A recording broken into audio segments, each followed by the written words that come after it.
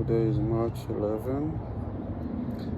My name is Pierre Richard Lafang, student at Grand Canyon University.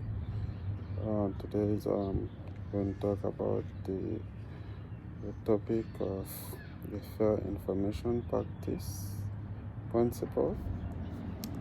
So, as you notice, I'm in the backyard where I can take some air, and I was able to present that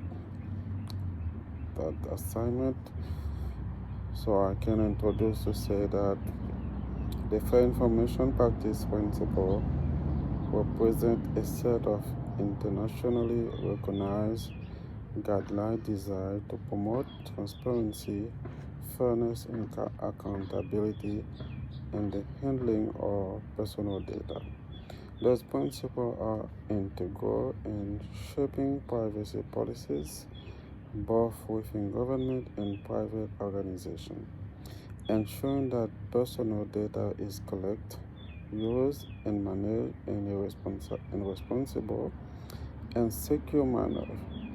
As cybersecurity student, I understand the FIPS will allow you to better appreciate how privacy is safeguarded and how data governance can be implemented effectively in both the public and private sectors. This presentation will describe the key component of the FIPS, compare them to the privacy policies and laws, and explain how they can be applied to protect personally identifiable information, PII. Additionally, we will discuss how federal agencies can implement those principles in their operations. Understand the Fair Information Practice Principle. FIPS consists of several core principles, each addressing specific aspects of the privacy management. For example, transparency ensures the individual are informed about how their personal information will be collected, used, and shared. Organizations must provide clear and accessible privacy notice that outline the data practice. United States Department of Health and Human Services, 2021. Individual participation. This principle emphasizes the right of individuals to control their personal data. Individuals should be able to access, correct, or challenge the accuracy of their personal data. Participation helps individuals exercise their privacy right effectively. Purpose specification. Purpose of a specification requires organization to clearly define the purpose for collecting personal data and ensure that it is only used for those specific purposes. Data minimization. Data minimization advocates for collecting only the data that is necessary to fulfill the specific purpose. This helps reduce the risk of unnecessary exposure or misuse of personal information. Data quality and integrity. This principle ensures that personal data is accurate, complete, and keep up to date. And use limitation is personal data should not be used for any purpose beyond what was originally specified, except if the consent of the individual. The principle limit the potential for unauthorized or inappropriate use of data. Security measures must be implemented to protect personal data from unauthorized access, alteration, or destruction. This includes physical, administrative, and technical safeguards. accountability. Organizations are responsible for ensuring that they comply with the principle of FIPS.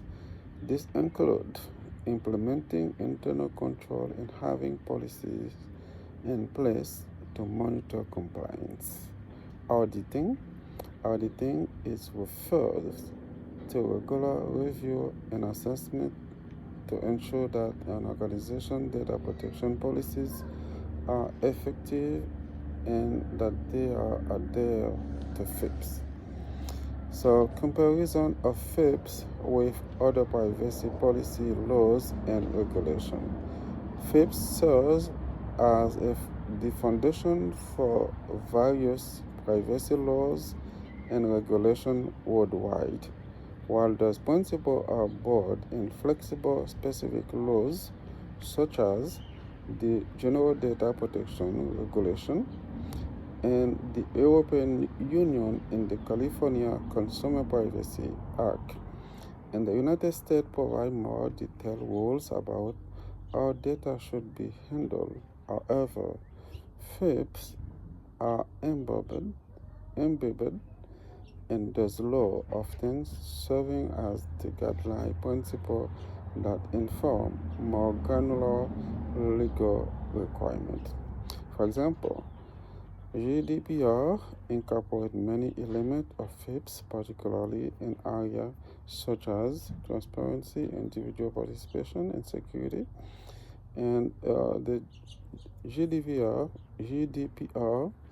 emphasis on individual rights, including the right to access and erase personal data, closely aligned with the FIPS principle of individual participation. Similarly, the Health Insurance Portability and Accountability (HIPAA) in the United States align with FIPS, especially regarding the collection, use, and protection of health-related data. FIPS and the protection of personally identifiable information.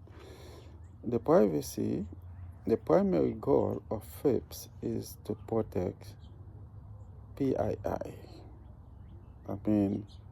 Personally identifiable information, which includes sensitive data such as social security numbers, financial information, and healthcare records. By adhering to this principle, organizations can safeguard the privacy and security of individual data, reducing the risk of data breaches, identified theft, and unauthorized access. For example, by applying the security principle, organizations can implement robust technical measures such as encryption and multi-factor authentication to protect PII. Similarly, the purpose and specification principle help ensure that data is only collected to legitimate, clearly defined reason, reducing the likelihood of measure.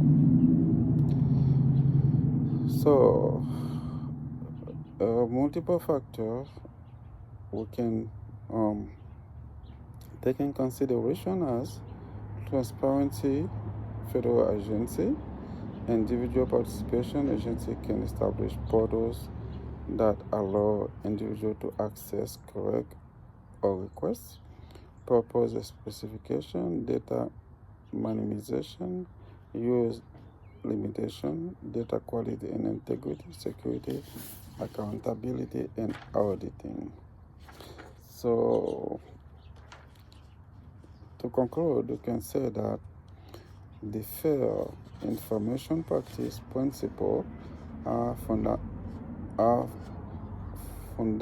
foundational to the creation and implementation of effective privacy policies in both the public and private sectors.